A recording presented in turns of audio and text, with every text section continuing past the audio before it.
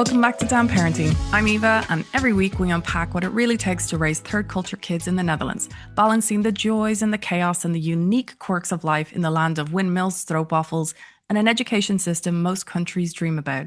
It's still the summer holidays, the sun is out, and my living room looks like a toy store crime scene, which is exactly why I thought, let's pull out a classic from the time vault. And this time it's a chat with Isabel Cruz, the ultimate school choice whisperer. Today's episode is pure parenting gold, even if your little ones are only 2 years of age, even 18 months. And here's why you'll want to listen. The Dutch education system ranks among the best in the world. The OECD calls it one of the most equitable and high quality anywhere, and Dutch teens score above average in math and science.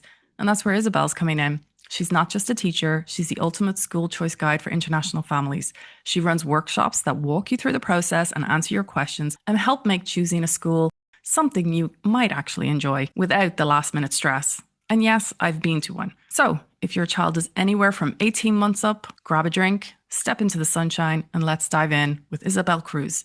Your future self and your kid's future will thank you. Hi, Isabel. Hi. Thanks for joining us. So first off, why don't we ask you to give us a bit of background about yourself? Yeah, when I get this question, I often think that I have like these three main identities that I guess are relevant for our conversation today. I'm a mother, I'm a teacher, and also a consultant. So as a parent, I'm the mother of a 10-year-old child who has been attending a Dutch school since she was 4. We moved here about 7 years ago from the US.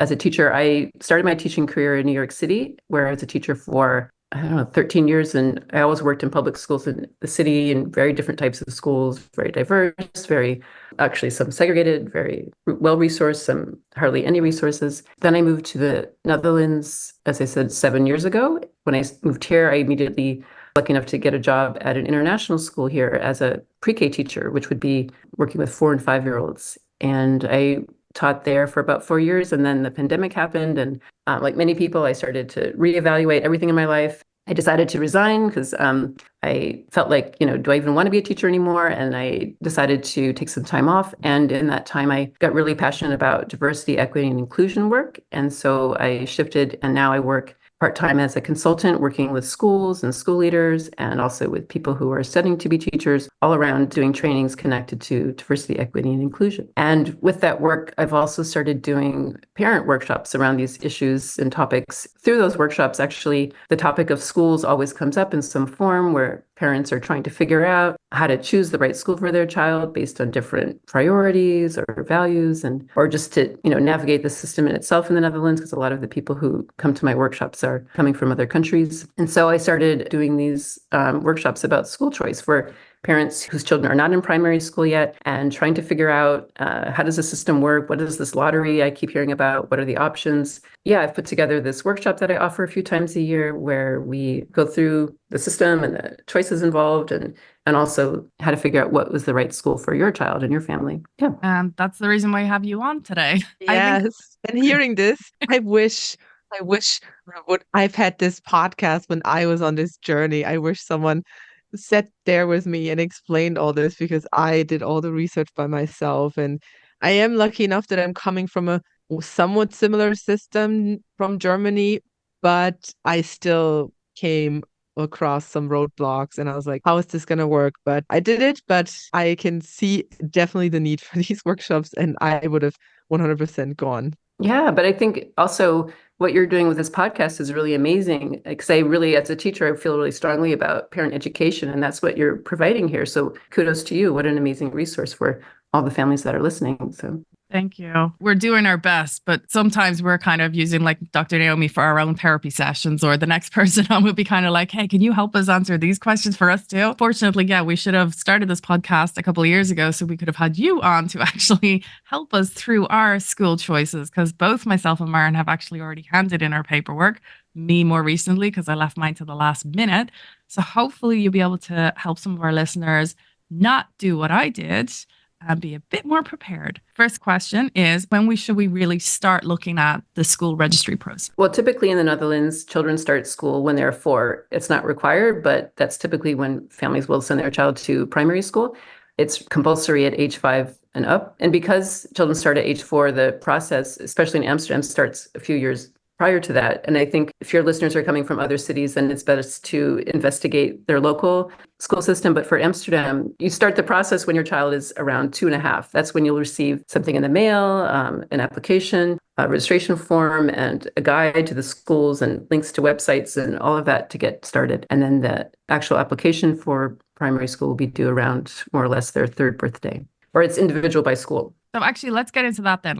I remember this whole thing of sitting in this school and when she was 2.5 years old. And I thought, how odd is it? I'm at a school viewing when I have a 2.5-year-old who doesn't know where their nose is and still uses diapers. But here we are. I don't know if this is a typical system in other countries, but in America, we did not start this early. Yeah. It's very early. You mentioned there actually, especially about the fact different schools have different systems. So you mentioned there the international schools and the public schools. So why don't we actually discuss these different school type options? Can you break them down for us? Sure. So the main options, in a broad sort of way, I would say you can distinguish between, for example, we can start with international schools. So there are private international schools that are typically distinguished by their high tuition and by their really nice facilities and international curriculum. And these are schools that typically serve families that are maybe here just temporarily, that want to have that consistency with their education if they're going to be here for a couple of years and then transitioning into a different international school in a different country.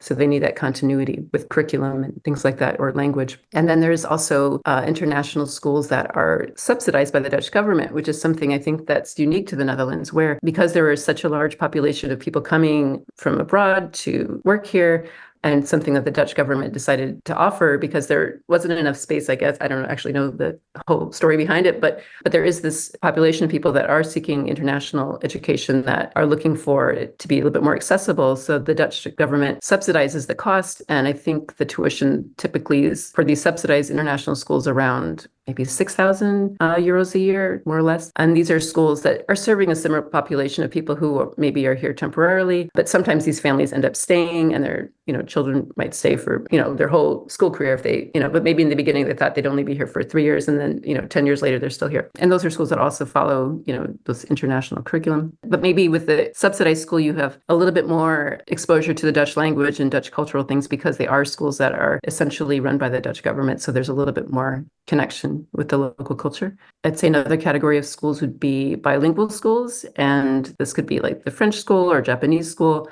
And also there are schools that do Dutch and English, public schools and private schools where, say, 3 days are in Dutch, 2 days are in English. There's also the Europa school that is a multilingual school where children are, it's a little bit different than a bilingual school, I guess. And it's a very, families who are attracted to that school also often speak other languages at home besides Dutch. At the Europa school, for example, if a child is Spanish speaking at home, the instruction is in Dutch at school, but then they get exposed to an additional language that's not one of their family languages. So like I said, if it was a Spanish speaking family at home, they would get as their additional language, maybe French or English. Yeah, there's a few Dutch and English bilingual schools. And then there's also Dutch public school, which would be, your neighborhood school, and I think we'll get into this later, like, all the different options you have within that Dutch public system, like Montessori or Dalton or even religious schools. There's a lot of choices involved, a lot of options. Since you touched on it, actually, why don't we discuss all the different types of schools? We'll just look at it in a highlight way. You already mentioned the Montessori there. So what other styles are there here? Yeah, it's quite endless. And it's also something that, coming from the US, where things like Montessori or Waldorf or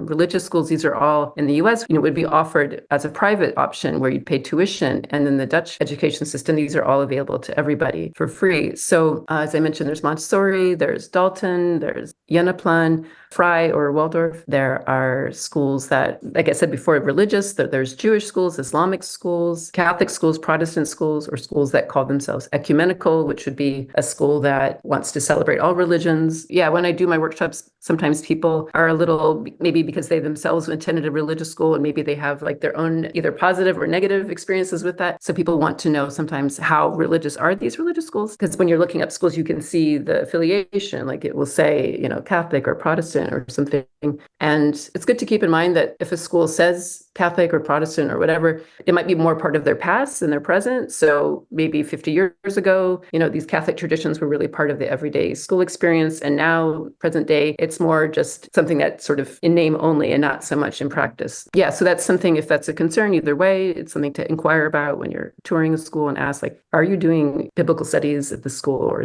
what does that look like for you at that school? When we look at the academic elements of different schools, how can families actually assess that these programs are going to be able to align with the children's own needs and interests? Yeah, I think it's a tricky question, and it really varies by family and what your child needs. So, for example, first of all, the more you observe your child, the more you know about your child, the more you can figure out what might be a good fit for them. For example, for a child that really needs a lot of structure, maybe like a Fry school or a Montessori school might not be a good fit because there is a lot of opportunity for independence and a lot of space to have, it's a little less structured. So for a child that needs more boundaries, maybe that's not the greatest fit, but that varies by child. I would say also to definitely observe the schools, go on tours and see what you noticed. Can you visualize your child at this school? Does it seem like a place where you could imagine them fitting in? And I think if you can't visualize your child at the school, then maybe that's something to pay attention to. I think as far as like academics, as we were saying in the beginning, it is so hard to know what kind of learner they're going to be, what kind of learning style they're going to have. And when they're only 2.5 and you're making these decisions, and I think sometimes we don't know until they start school. Like as an example, I have a friend who, when their child was 4, they started at a Montessori school. They really loved the school when they went on the tour and it felt right. But then something that they didn't realize is that their child was going to really struggle with the open-endedness and in that particular school, all the freedom that the child had, it was really overwhelming for them. And they, would spend the mornings just so overwhelmed with the choice that they would just end up eating their lunch and eating their snack and then not knowing what to do after that. And so it turned out it wasn't a good fit. And they actually ended up moving their child to a more traditional setting. And at that school, I think it maybe was a year or two later, emerged that their child actually had ADHD. And that's why they had struggled. And not trying to say that Montessori and ADHD don't go together, because for some children, it depends on, how that looks in that child, what they struggle with. And for this child, that time management piece and that all of that was really a challenge. But they didn't know that before their child started school. But then once you know that, sometimes you don't know until your child's actually in school, and then things will emerge. And I say this also, I guess, not to scare people, but also just to pay attention to how your child's experience is going. And if they are struggling, really inquire and get more information, advocate for your child. When I was looking into the schools, Maren says we're spending hours reading and clicking the next thing and Google translating, what is this page telling me? We're going through quite a lot. And one of the things that I didn't realize, and thankfully I was happy to come across it, was the Waldorf school, also Steiner or Fry school. Participation is required from the family. And it was a lot more than I actually would have ever thought of. There is going to be different involvements that are required. And it could be, I think it's lunchtime. It could be something as simple as that, or running the Sinterklaas breakfast morning, or equally, it could be like day trips or whatever, but it could also be a lot more than that. So that was the thing for me that I really wanted to also kind of ask you about. That's something I was not aware about at all. Yeah, I think that's really important that you're highlighting that, because different schools will have different expectations and different philosophies will exactly have different expectations for parental involvement. And I think the Waldorf or Fry schools are probably one of the schools that require a little bit more. And so that is something to think about as a parent. It depends also, how flexible is your schedule? Are you able to give that extra time? Or are you working, or both parents, or single parent, whatever it is, are you working full time? Is that something you will be able to, get involved with? And I'm sure schools make some, of course, accommodations. Also, the message here is, to me, is that the more research the more research you do about a certain philosophy or a certain approach, the better, because you don't want to be blindsided when your child's going there and you're like, oh my goodness, I had no idea. I just thought it was a beautiful school. The more homework you do, the better, for sure. Yeah, and I also think it's very important what Eva said there with, what does our family life look like? What is the environment at home? Because this is exactly why I decide not to go to a Waldorf Steiner school, although I'm sending my daughter to a Waldorf Steiner daycare right now, which I think this fits for this period of time now. But then I thought, we don't live this kind of lifestyle at home so much. So I thought, well, she's going to learn all that at school, and she wants to practice and sing the songs and do all the stuff that comes with being in the anthroposophic Waldorf Steiner world. And I said, that's not what she's going to experience at home. So I said, as much as I like looking at it, and as much as I appreciate certain aspects of it, it's just too far from our family reality. Yeah, exactly. And I think something else that you're touching on too is parental involvement. And I think that's something that can vary by school as well. Like some schools will be very welcoming and, have a lot of opportunities for parents to volunteer at whatever level they're able to. And other schools might be less likely to, or less open for that. So I think that if that's something that's important to you, being involved as a parent or not being involved, maybe that's something to look at too when you're touring schools and talking to parents about certain schools. What is the level of participation in parents? What is expected? And are parents encouraged to have a voice? How does that look? And yeah, all of that's really important. So let's dig now into actually how do we evaluate? Yeah, well, there's many different ways to, approach it. And I think it's the more information, of course, the better. And something that, typically parents will start with. I mean, there's the practical, thinking about location. Are you a family that, for example, for myself, I am not a morning person and I really need to simplify my life in the mornings to make things as efficient as possible. So for me, yeah, location has always been a priority. And my daughter, she goes to a school that's a 5-minute walk from her house, and that's been really great. But for other families, maybe they have a more flexible, balance of work and family life, so they can be a little bit more open about how far their commute is in the morning. So that might be a starting point for some families. If you know in your family you cannot handle a long commute, then don't even consider a school that's, beyond a certain radius, because it's not going to be, if every morning is going to be stress, then that's not going to be good for anybody. Also, I think it's good to think about the school results. So that's sort of a common way to learn more about a school, thinking about, you can go to these different websites. I think we have a link that we can share with the parents about. So there's these CITO tests that are the Dutch standardized tests, the national tests that every student takes every year. And these tests are, I guess, a way to measure the performance of the students. So you can be looking at test results. You can also be looking at what types of secondary schools children go to. What are the outcomes of that school? And yeah, I guess we didn't talk about this, but maybe I can do a very, very quick overview of the school system. So children in Dutch schools typically are in primary school from age 4 to 12, more or less, generally speaking. And then there's secondary school. So like, for example, in the US, we have a middle school system where when you're about 12, you have 2 or 3 years in middle school, which is a separate school on its own. And then you go to high school or secondary school. But here it's at 12. Yeah. And then you go to different tracks. So in the Dutch system, you have the VMBO, which is one track where children, what we would say in the US, like a vocational track where you're being trained with certain skills or certain trades to, once you graduate, you'll have a job. Maybe it's working in transportation or working with animals or, being a chef. I don't know, things like that give you a skill that you can right away start working. And then there's also the HAVO track, which is also career oriented, where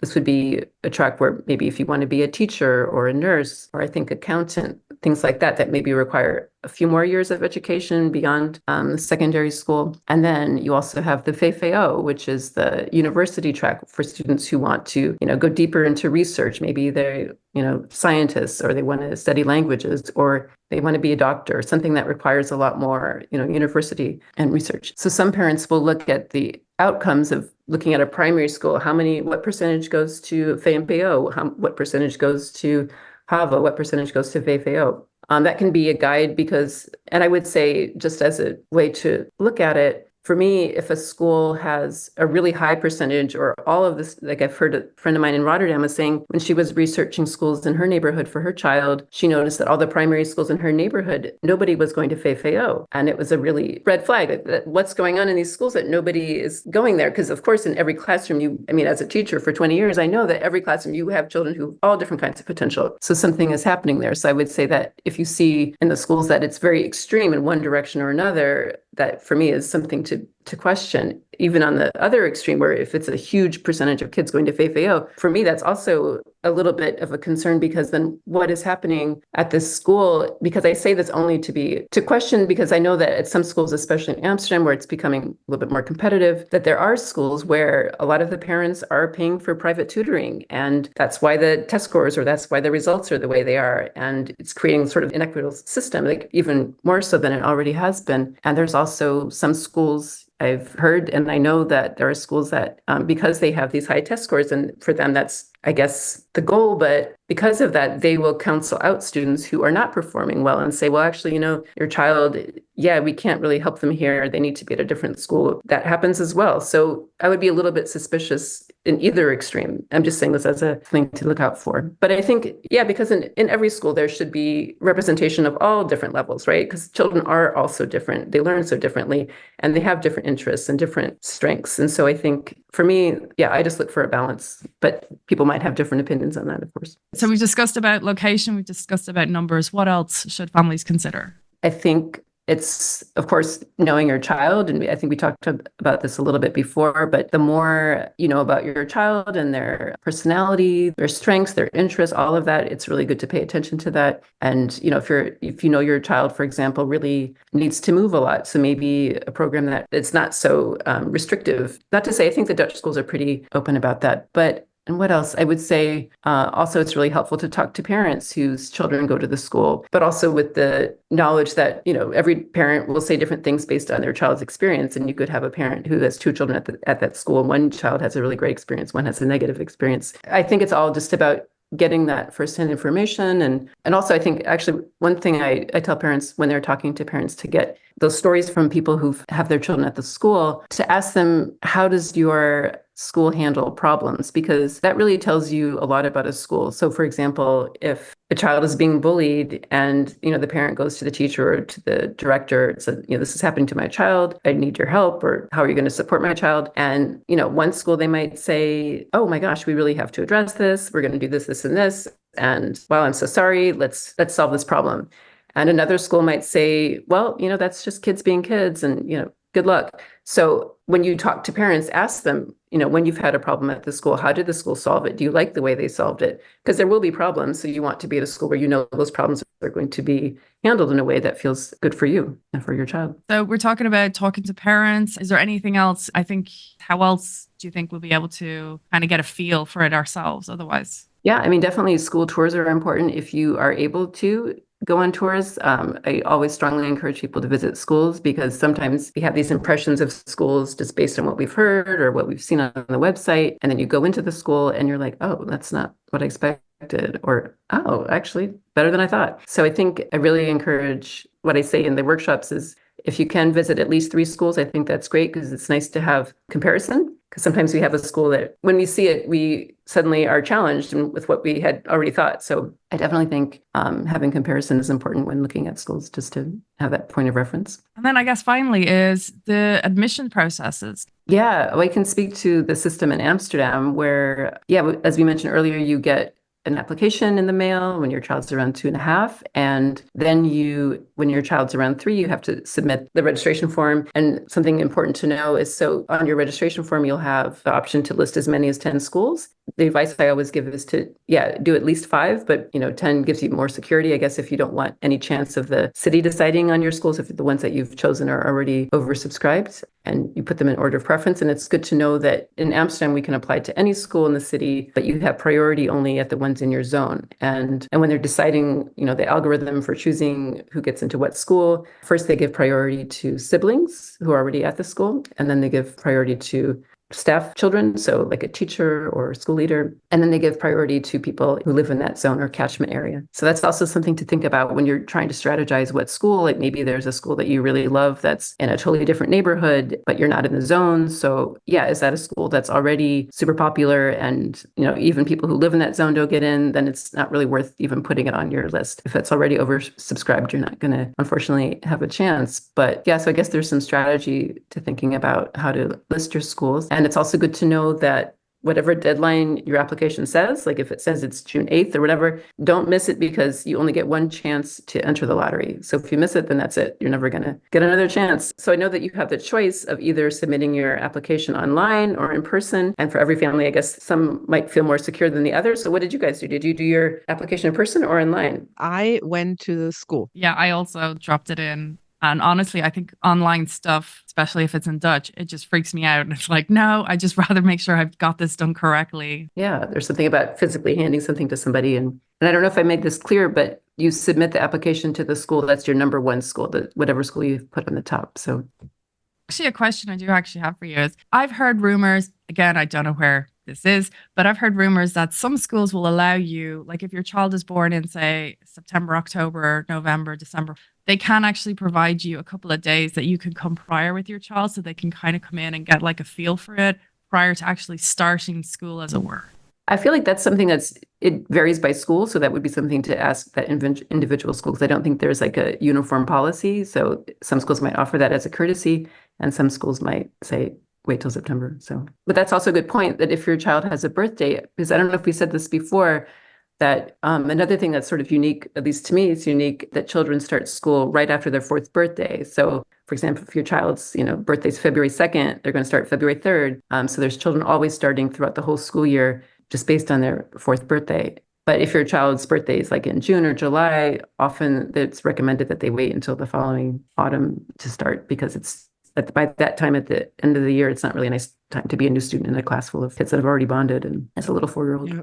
And one thing to note with this, ask your daycare well in advance if you would like to have some extra weeks of daycare, because they also plan like, okay, fourth birthday, then this kid is out, next one. They might not always think about, oh, when is actually in summer vacancy, when is all that. That's really good information. Yeah.